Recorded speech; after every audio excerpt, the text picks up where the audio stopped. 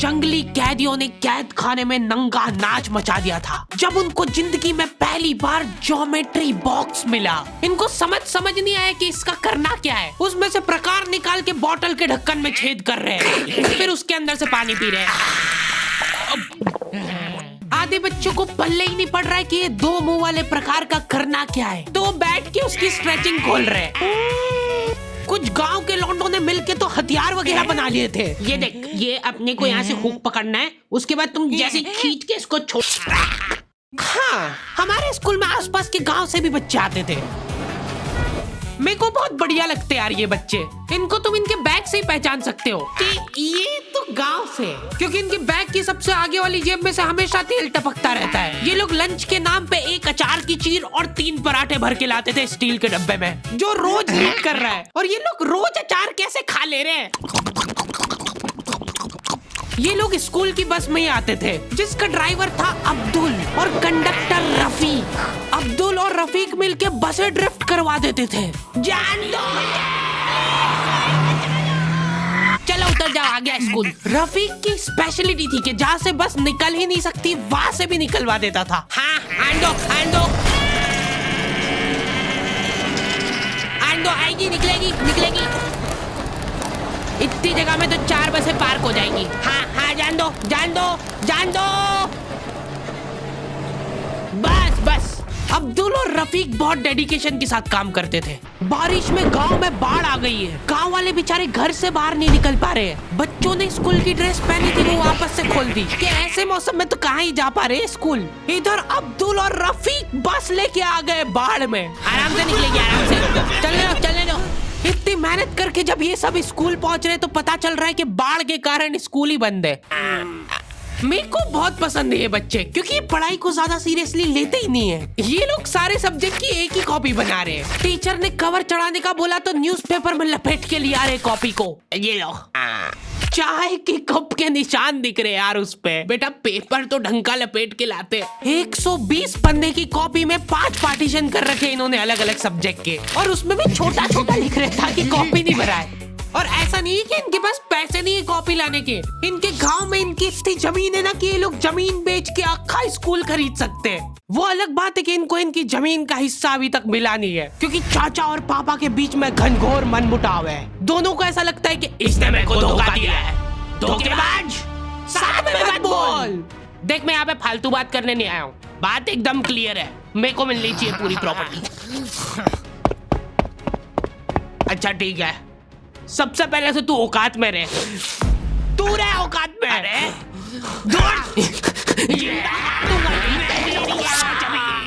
नहीं दूर, अभी चालू नहीं हुआ है। इनकी बहन दोनों भाइयों का समझौता करने के लिए रेफरी बनी है। एक दूसरे को माँ बहन की गालियां देने के बाद वहीं पे उनको सॉरी बोल दे रहे हैं। सॉरी, क्योंकि दोनों के रिश्ते सेम ही पड़ते हैं।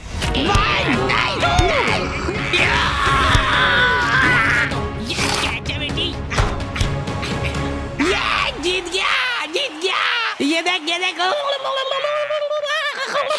कोर्ट कचहरी में मिलेंगे अब। तो अभी तक वो केस चल रहा है और वो चलता ही रहेगा जब तक पापा या चाचा में से कोई मर नहीं जाता। हमारी क्लास के बच्चे बहुत बतौकड़े थे। इनके मुंह का थूक खत्म हो जाता था बोल बोल के। अरे देखो, मैंने व्हाट्सएप स्टेटस डाला था उसका हाथ पकड़ के। अब उसको ऐसा लगा कि मेरा स्टेटस सबको दिखता है, पर मैंने सेटिंग्स में जाके स्टेटस सिर्फ उसको विजिबल कर रखा था। लॉन्डो से कुछ भी शेयर करना बहुत रिस्की काम होता है। मेरे को तो अच्छी लगती है यार कंचन। तुमने सिर्फ बोला है कि ये अच्छी लगती है, इधर लॉन्डो ने अफवाह फैलानी चालू कर दी। सर, उसको आंख उठा के मत देखना, भाई की बंदी है। जब भी वो पास से निकल रही है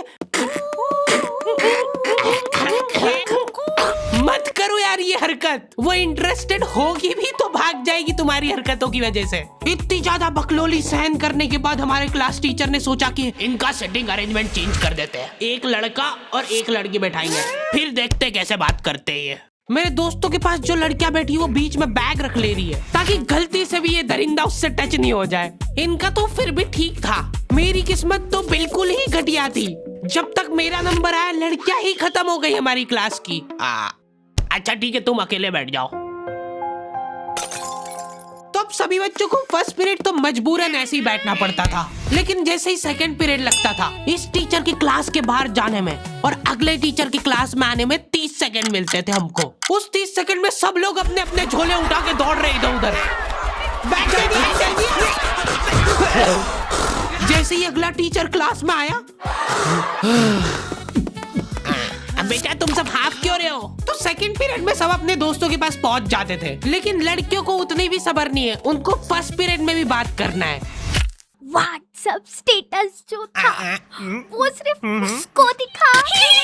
क्लास के इस कोने से उस कोने तक इशारों में बातें हो रही है इनकी। लिप सिंक पढ़ ले रही है लड़कियां इतनी दूर से। या लौंडो को चिल्ला चिल्ला के बताने के बाद भी समझ नहीं आती आधी चीजें। अरे तो तुम इसकी कॉपी नानी के यहाँ क्यों लेके गए थे? सर वो मेरे को लगा मैं वहां जाके पढ़ाई करूंगा। इनसे घर में, स्कूल में, कोचिंग में कई पढ़ाई नहीं हो रही है और 4 दिन के लिए कहीं घूमने जा रहे तो उसमें बैग में कॉपियां भर ले रहे कि अब होगी पढ़ाई। वो भी दूसरे की कॉपी मांग के ले जा रहे हैं। वहां जाके सिर्फ कॉपी निकाल के सामने रख दी सबके, ताकि नानी के घर पे तुम्हारा एकदम रोला जम जाए कि लड़का दुनिया इधर से उधर हो जाए पर पढ़ाई नहीं छोड़ता है। लड़का दूसरे की कॉपी मांग के लाया है अपनी कॉपी कंप्लीट करने के लिए, जबकि स्कूल डेली जा रहा है अपना लड़का, फिर भी कॉपी इनकम्प्लीट रह जा रही है। और बात ये कि वहां जाके भी इनसे कॉपी कंप्लीट हुई नहीं है, उल्टा हुआ निकाल के रख दी थी और भूल के आ गए कॉपी। और तुम्हारी लीव तो 3 दिन की थी, तुम 5 दिन बाद क्यों आए मुंह उठा के? सर हम लोग तीसरे दिन पे निकल गए थे वहां से, पर हम जैसे ही ऑटो रिक्शा में बैठे नानी जी ने रोना चालू कर दिया। अब जैसे जैसे ऑटो दूर जा रहा था मेरी नानी जी जोर से रोने लग रहे थे।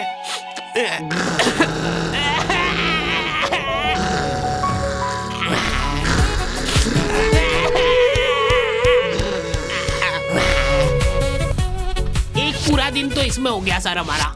फिर अगले दिन मम्मी ने उतर के नानी जी को समझाया, रो मत मम्मी, ऐसे रो मत, रो मत रो। उन्होंने रोते रोते समझाया कि मत रो। आधा दिन ये चला, फिर आधे दिन ऑटो वाले ने वापस से मजे लिए।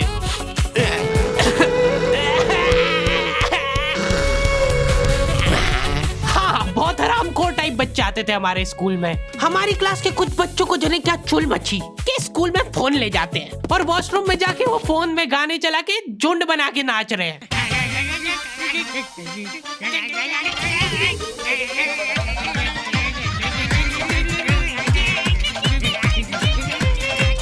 उधर साइड में लाइन डिस्टर्ब हो गई यार उन बच्चों की जो कांच में बाल बनाने के लिए लगी है। वॉशरूम में मूतने से ज्यादा लंबी लाइन बाल जमाने के लिए लगी होती थी। और तुम गौर से देखोगे इनको तो पता चलेगा कि सब लोग सेम ही चीज कर रहे हैं। बाल गीले करके अपनी जेब से कंघा निकाल रहे गोल वाला, उसके अंदर 2 उंगली फंसा रहे और फिर बाल खड़े कर रहे हैं। और बाहर निकलते से सारे टीचरों ने घेर रखा है इनको, क्योंकि इतनी जोर जोर से गाने बजा के नाच रहे थे ये लोग। किसके पास है फोन जल्दी से बता दो। मैम ऐसा कुछ नहीं, हम तो मुंह से गा रहे थे, किसी से भी पूछ। मैम इसके पास ही है फोन, हमको छोड़ दो, हम तो सिर्फ बाल जमा रहे थे। तुम कुछ कांड करते हुए पकड़ा जाते हो तो तुम्हारा दिमाग चलना ही बंद हो जाता है एकदम। इनसे पूछ रहे कि बताओ बेटा क्यों लाए तुम स्कूल में फोन? मैम वो यूट्यूब से पढ़ाई करने के लिए। स्कूल में? हाँ, हमारे स्कूल में सबसे बड़ी टॉप की सजा होती थी सस्पेंड करना। और मेरे को पता नहीं क्यों बहुत बढ़िया लगती थी ये सजा। ना तुमको स्कूल वालों को लीव लिख के देना है, ना स्कूल वाले तुमसे पूछेंगे कि तुम कहाँ गए थे। रिटायरमेंट वाली लाइफ जी रहे हो तुम स्कूल में। उसके मम्मी पापा को बुला के वो फोन भी दे दिया और उसको सस्पेंड कर दिया। अब वो बच्चा घर पे बैठ के आराम से फोन चलाता है और अपना जीवन खुशी खुशी बिताता है। उसके घर में सिर्फ 2 ही रिटायर्ड लोग हैं, एक उसके दादाजी और दूसरा वो।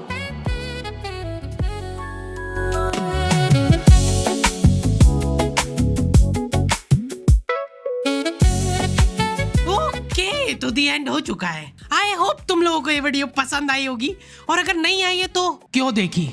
हरी भाई कम से कम 1 घंटे की वीडियो बनाया करो। वीडियो कब चालू होती कब खत्म होती पता ही नहीं लगता है। बात ठीक है, पर ये एनिमेशन बनवाते बनवाते मेरी जेब भी कब खाली हो जाती है वो पता नहीं लगता है मेरे को। इसीलिए ये वाली वीडियो के लिए हम लोग एम रख रहे हैं सिर्फ 15,000 कमेंट का।